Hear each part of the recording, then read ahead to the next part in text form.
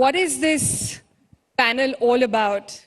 A hero, an action hero refuses to age, a health and wellness entrepreneur now who's starting ventures, and a doctor who reads sort of biomarkers for a living. What are all three people doing on stage together?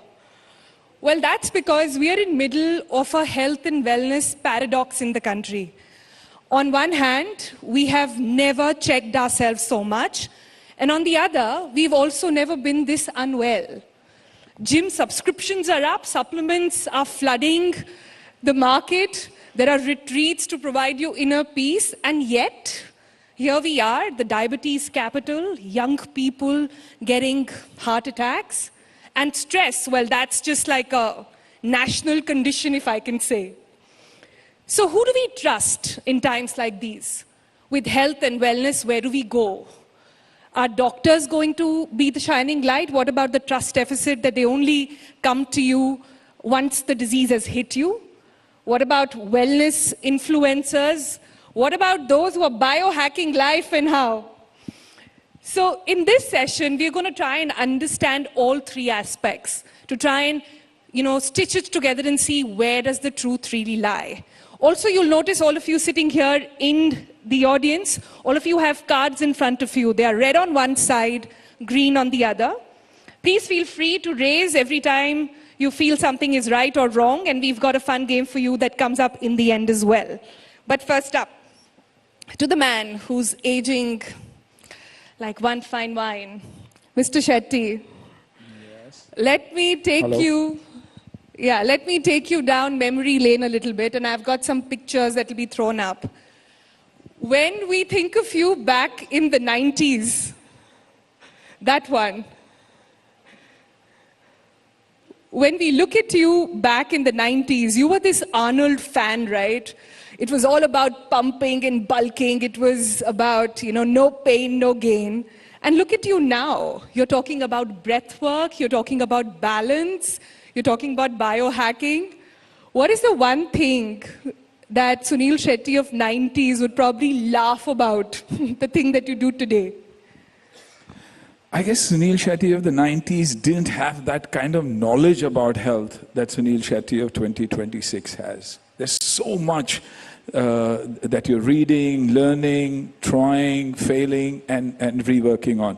In the 90s, it was about size, it was about being strong, but for me, it was always about being disciplined and strong. I mean, even then, if you saw those muscles, it had nothing to do with any kind of supplement that I took. Even to this date, even protein is 99% a no-no for me because it doesn't suit me. So then it was about eating right. It was eating home food, mom's cooking, South Indian boy, so a lot of rice and size. So then it was about being super fit for the movies. Now it's about being super healthy and fit for my granddaughter. So that's the difference that exists. So how does that super healthy come now? What is the one thing that you're doing? The one thing that I always did was I was always boringly consistent. For me, it started with martial arts. Martial arts gave me that edge over the others because, I was a 14-year-old, 15-year-old boy training the Indo-Tibetan Border Police, training the Maharashtra State Police. And you always got this feeling, when they called you sensei, they respected you. That stuck onto me, and I realized that there is no better way to make sure that I command respect. The only way I can command respect is by staying healthy and fit. I used to also play a lot of cricket and, so that stayed with me. Then on, I always trained right, I always ate right. And our biomarkers, Doc, earlier, we probably didn't have a measure tape also to measure yourself and what you did. So when I was 17 and 18, I had this pair of denims that my aunt got for me from America. There was a brand called Britannia. And I used to love it and I used to wear that. Now to wear that consistently over a period of time, probably years together, I made sure that my waist stayed the same. And to this date, that is the technique that I use. Yes, I slip in and out of, gym clothes and stuff like that. but I need a trouser, a pair of denims with that button out there that should fit me through. And that's how I measure whether those inches have gone wrong. And I'm not kidding. It was old school. We didn't have too much, but that's how we did it. Not bad. Jeans that goes back, what, 30 years now? 30 years, 35 years Good Lord. probably. Yeah. Yeah. All right, Meera, let me come to you. You actively talk about Ayurveda. You talk about gut health. You talk about understanding your body well. You have Dr. Dang sitting right next to you. To people who say that there are no measurable markers or medical way of proving that any of this works, what do you tell them? Firstly, Sonal, I would just like to say that this is such a surreal moment for me to be here. Because I have grown up watching the India Today conclave. And there are so many people in this room who have directly or indirectly shaped who I am. Because as a kid from Vasant Valley, you know, I've seen Mr. and Mrs. Puri every year. But I told my daughter today, I said, do you know how much this means to me to be here? So I'm very grateful for being here and to all of you for listening. I hear what you're saying, Sonal. Ayurveda is a traditional form of medicine. And I think in the age that we're in today, we want a measurable marker of everything that we do. Are we getting better? Are we slowing down? Have I put on the right kind of size with the right kind of percentage and body markers, analysis, etc., etc.? I think what we forget is to actually listen to what our body is telling us. Am I feeling full? Am I sleeping well? Do I feel acidic? Does my skin feel dry? And these are those words of wisdom or fact. I mean, not facts, but rather, these are the tips that I have borrowed from Ayurveda when I started Dhun Wellness, which is to look within, to understand what is your body telling you, because your labs can correlate and corroborate. But you need to know that there's something wrong deep inside. And when Ayurveda tells you to understand what is your dosha, that is what you're born with. Are you someone with a very high digestive fire? Are you someone who naturally is sluggish and holds on to, more fat than muscle? This is genetic. And now when we are seeing the research that says, whether it is telomere health or it is genetics or biomarkers for that matter, a genetic test can tell you whether protein suits you or not genetically. And Ayurveda can tell you the exact same thing in pulse diagnosis. So I feel it is about finding the right balance between wisdom and science and finding what suits you. I wouldn't like to move ahead in the world of longevity thinking of medicine in isolation. I think we've got a lot when it comes to our traditional form of medicine. And we have so much information and experts like Dr. Dang who have worked tremendously hard to create a pathology ecosystem that can now bridge the two. So as a person in my 30s now, I want to know both. I want to know how my digestion is working on the paper as well as what it's telling me in the morning. Dr. Dang, are you listening to the world we are in now? Are you listening to all these biomarkers and Ayurveda and red light therapy?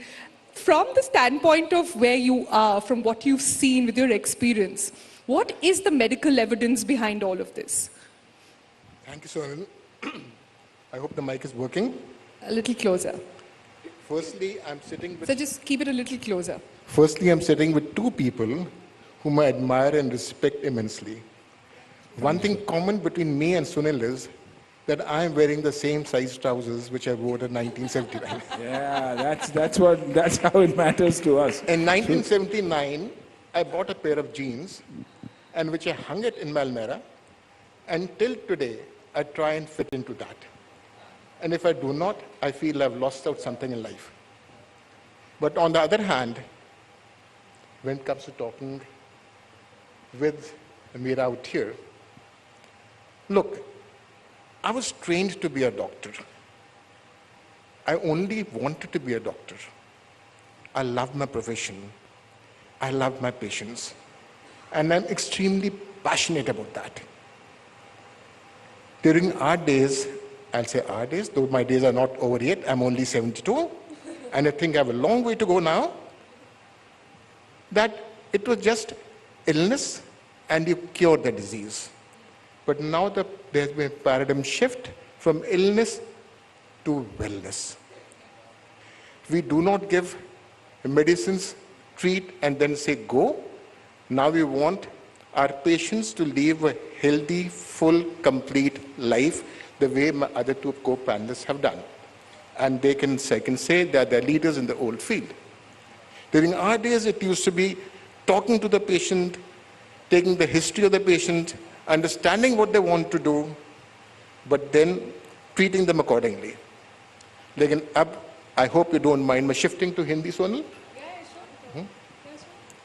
मैं तो यही कहूँगा, अब जिंदगी लंबी नहीं बड़ी होनी चाहिए. Sonal, can you translate what I said? There you go. The longevity question has already been answered. हाँ, जिंदगी बड़ी नहीं, लंबी नहीं, बड़ी होनी चाहिए. बड़ी होनी चाहिए. Yeah. I want to remain. I'm saying I, that means all of us sitting in this audience and all those who are seeing us, we want to lead a healthy life. Correct. Our joints at different parts of our body start creaking, but they all have to work like an orchestra, like a symphony. So what both of them have said is absolutely right. I endorse. Supplements, I do not believe in. Like? I do not believe in. It's my personal view. I'm not contradicting. I'm just saying I do not believe in. I believe more in what Sunil is saying. When we're standing outside, he said, I lead a very boring, disciplined life. Yeah. I said that I lead even a more boring, disciplined life. I had to reach my place of work at 7:50 in the morning, whatsoever may happen. And as was taught to me by my parents, I get up at 4:30 in the morning to my exercise, which is absolutely essential. And how old are you, Doc, if you don't mind telling us? How young is he? 72. Yeah. I'm 1954 born. 70, I'm 72. 72. 72 Wow. is not that bad. But Not that bad. But I still feel that I've got yet 20 more years But to I go. like the other thing you said earlier as well. You said, ya to kha lo, ya to ji lo. Exactly. Right? Khalo, It is all about what we're eating now. Khalo, ya jilo, ya pehen lo. Kind of what she's saying. Yeah. If you have to look smart, Yeah. and look one thing. So the most important thing, according to me, in your own eyes, is your own self-esteem. Yes. And your self-esteem is only as much as you can give yourself to your own body. I feel surprised when my patients and friends tell me, time nahi tha. 24 घंटे में, can't you even have 1 hour for yourself, for exercising, for meditating, from being away from this clutter of noise, being with your own self, and finding out what is right or what is wrong? But that's the reality of urban life, right? There is no time to stand and stare. There is no time to even, do the rest of the stuff. But let me come to Sunil now. You've been talking about biohacking. There is so much stuff right now, from cold plunges to fasting routines. And I've seen you take particular interest in gardening, in earthing, in stuff like that. Is there, even the entire biohacking space, I feel, is so crowded. There is now a band for everything. For how much you sleep, to how much you drink, to how much you eat, how much protein intake you have, for your muscle mass to your body mass. There is just so much to track. A, what are you tracking, I want to know? And second, is there a degree to which we must go into this? See, I'm bad for the business of biohacking because I do my own thing and I follow what works for me. See, what Meera said was bang on. You got to understand your body and know what you're going through. If it's gluten that's not working for you, yes, the markers today give you a feel as to what suits you, what doesn't suit you, but not necessarily 100% right. At times, even that doesn't work. But So that you've got also to try. means not following celebrity diets. There is That also means that. No, but there is nothing called the celebrity diet. It's about quantifying your food. It's about understanding what is the amount of protein that you need, carb that you need, good carb that you need. It's a math. If you understand that, which is a basic, I don't think anything else matters. There is no special diet that I've ever had in my life. If I need to bulk, I know exactly what to do. I know how much of effort or training that I need. What time do I need to sleep? How many hours of sleep that I need to do? I do gardening. If I don't do yoga, I do gardening because it gives me the same high. I breathe better. I feel better. See, there's one thing that is very clear, that wellness is far, far cheaper than illness. So rather than fall ill, stay well all the time. And it's doing the basics.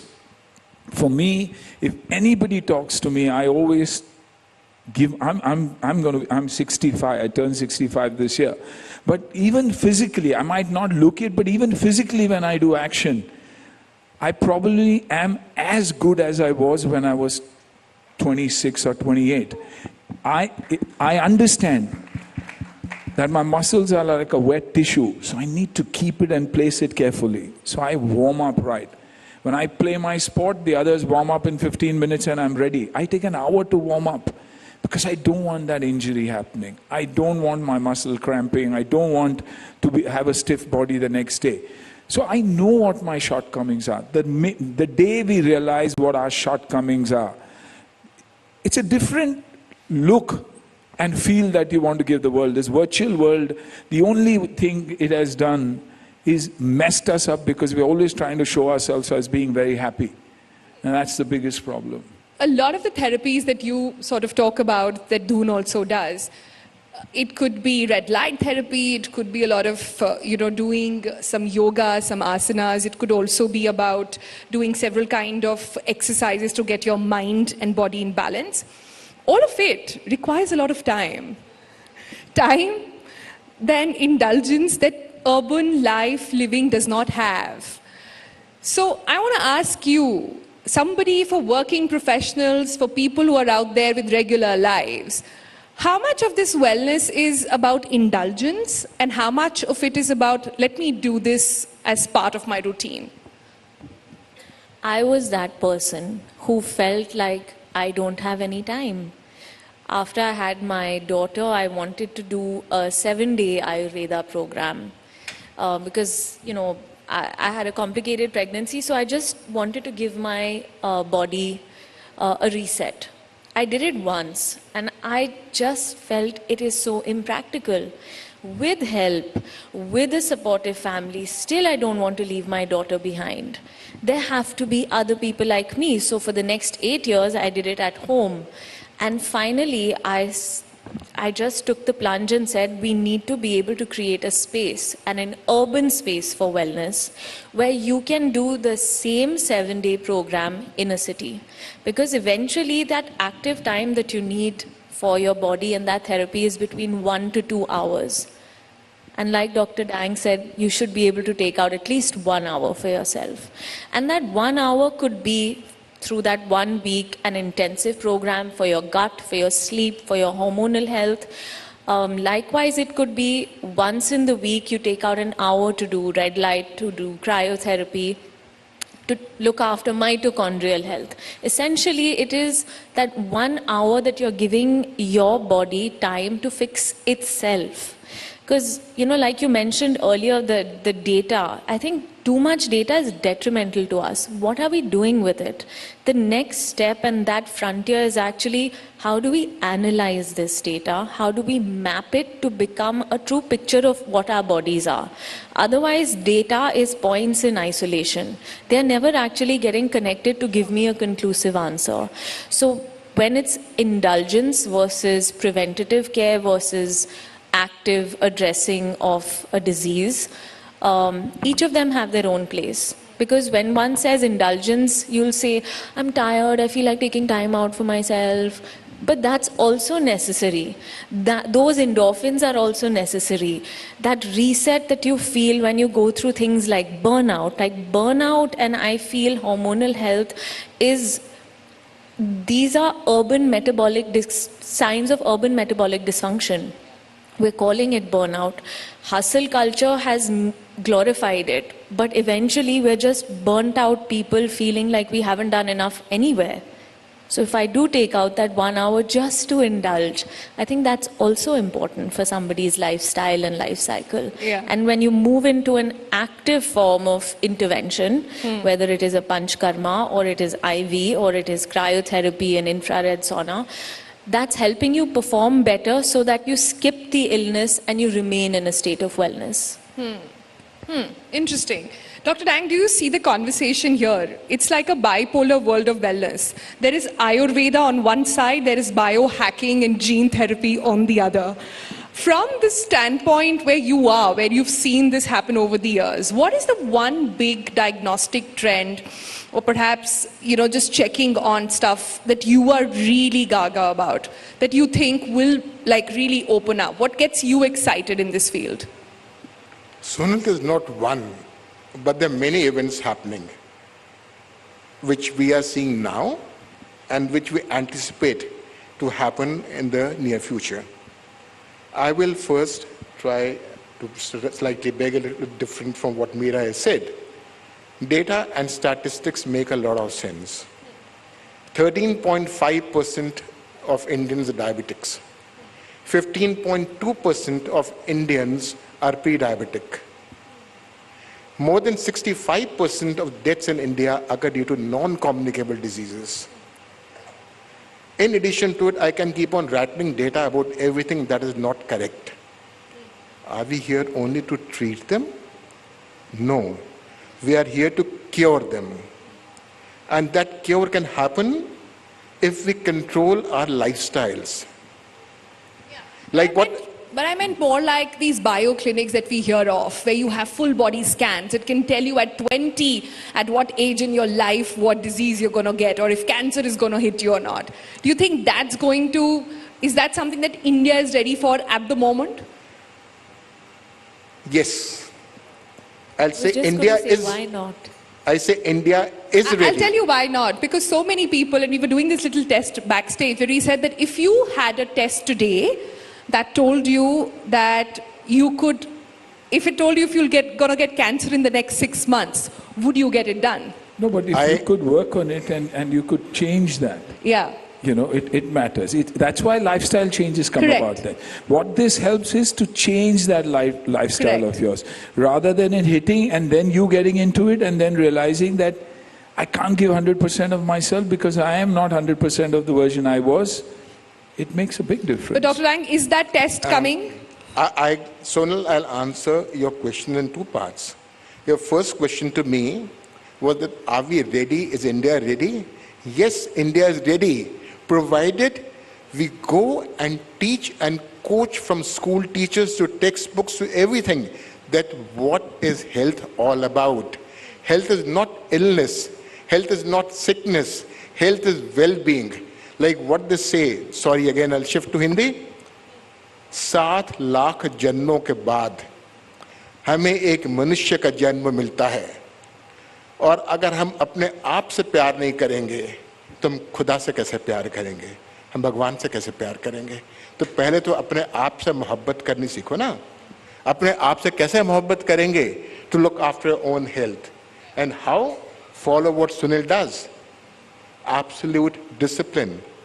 When we've got so many other good things to enjoy in life which God gave us, then why not just eat right, sleep right, have the right kind of discipline, love the people who love you, and get yourself loved. All right, on that note, ladies and gentlemen, I have to let it be, but thank you so much.